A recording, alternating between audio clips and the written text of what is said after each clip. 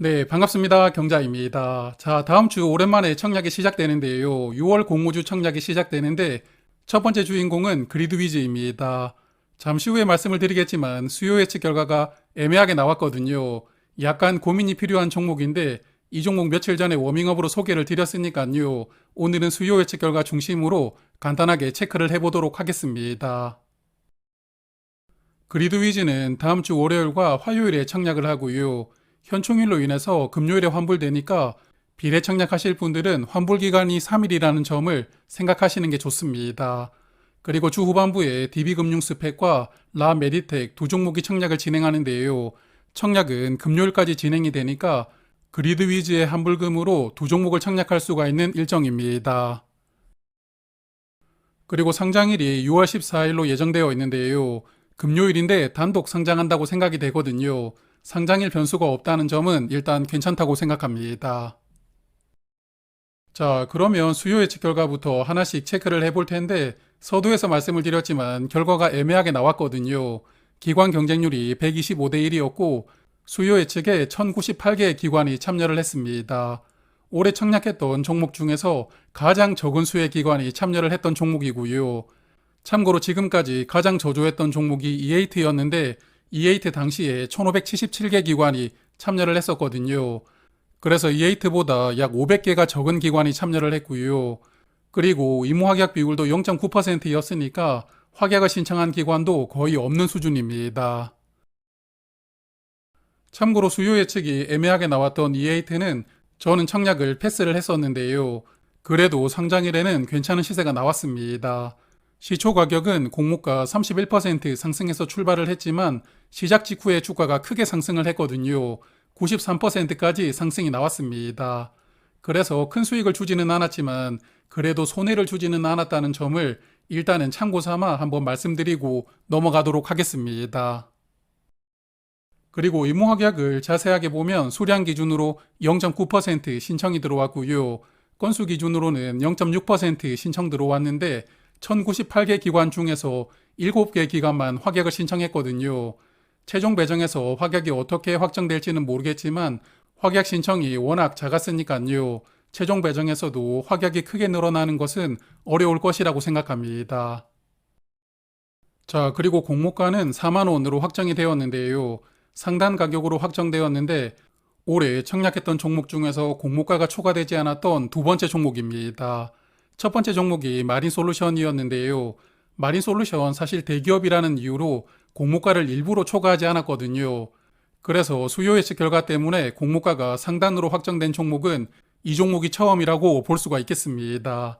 그런데 공모가 신청 결과를 보니까 상단 이상을 신청한 비율이 약 83% 정도 되거든요.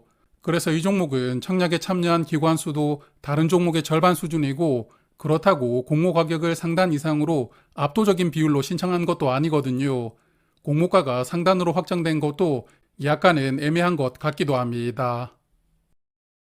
워밍업 영상에서 말씀을 드렸지만 그리드위즈 작년 순이익이 41.6억 원이었거든요. 작년 순이익을 적용하면 PER 76배로 공모가를 책정을 한 것인데 그래서 이 종목은 이익이 너무 적기 때문에 PER 방식으로는 공모가를 책정하지 못했으니까 매출액으로 비교를 하는 PSR 방식으로 공모가를 산정을 했었거든요. 그런데 매출액으로 비교를 하려면 매출이 성큼성큼 늘어나야 의미가 있는데 매출액이 늘어나지 않고 있다. 그래서 공모가는 조금 비싸다고 말씀을 드렸었는데요. 아마도 이런 부분을 기관 투자자들이 크리티컬하게 생각을 한 것 같습니다. 그래도 여전히 공모주 시장은 좋은 분위기가 이어지고 있지만 이런 수요 예측 결과를 보면서 적극적으로 청약하기에는 조금 부담스럽지 않나 생각이 되는데요. 여하튼 청약 정보까지 마저 체크를 하고 나서 생각을 정리해 보도록 하겠습니다. 그리드위즈는 이번 IPO로 140만 주를 모집하는데 우리사주 조합에 따로 배정한 수량은 없고요. 일반 투자자에게는 35만 주가 배정이 되었습니다.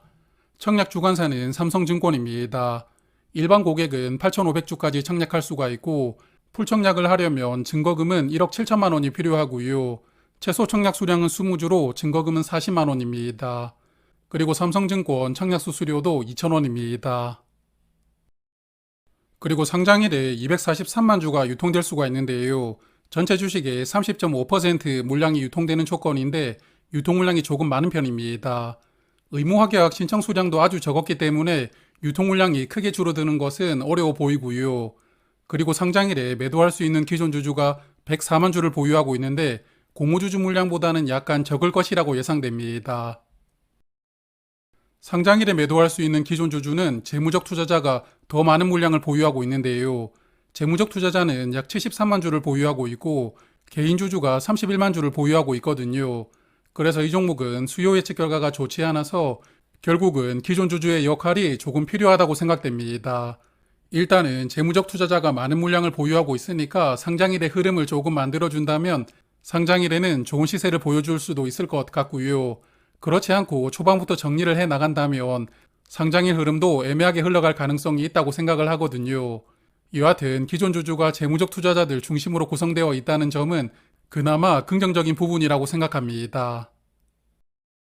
그리고 스톡옵션이 있습니다만 내년 3월부터 행사를 할 수 있거든요. 전환사채나 전환우선주 같이 상장하고 조만간에 추가될 수 있는 물량은 없는 종목이니까요. 이런 부분도 다행이라고 생각합니다.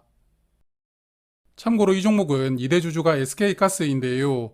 어제 최태원 회장 이혼 판결 때문에 SK그룹이 지금 뒤숭숭한 상황인데 여하튼 SK가스가 지분 20.8%를 보유하고 있습니다. 최대 주주와 지분 차이가 8% 정도로 차이가 크지 않다는 게 인상적이고요. 여하튼 그리드위즈 2대 주주 SK가스와는 사업적으로 큰 연관이 있어 보이지는 않던데요.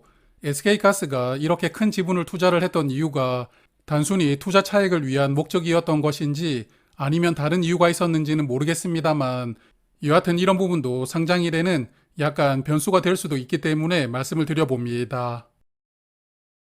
자, 그러면 정리를 해보겠습니다. 일단 최근 공모주 시장 분위기가 좋아졌습니다. 5월 초만 하더라도 분위기가 침체가 되고 있었는데 마린솔루션부터 조금씩 살아났거든요. 그리고 노브랜드 거의 상한가까지 올라가는 큰 상승이 나왔고 이번 주 상장하는 미래에셋 스펙도 주가가 7,000원까지 올라갔었거든요. 스펙도 다시 불붙는 시세가 나왔습니다.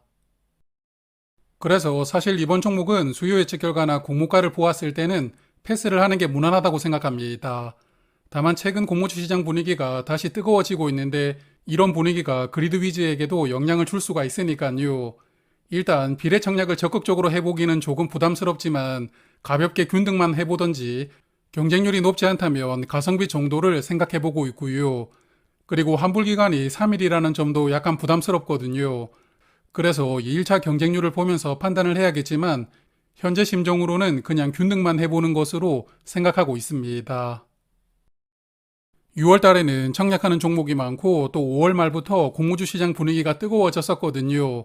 큰 기대를 하고 있었지만 일단 첫 번째 타자인 그리드위즈는 애매한 성적표를 받았는데요.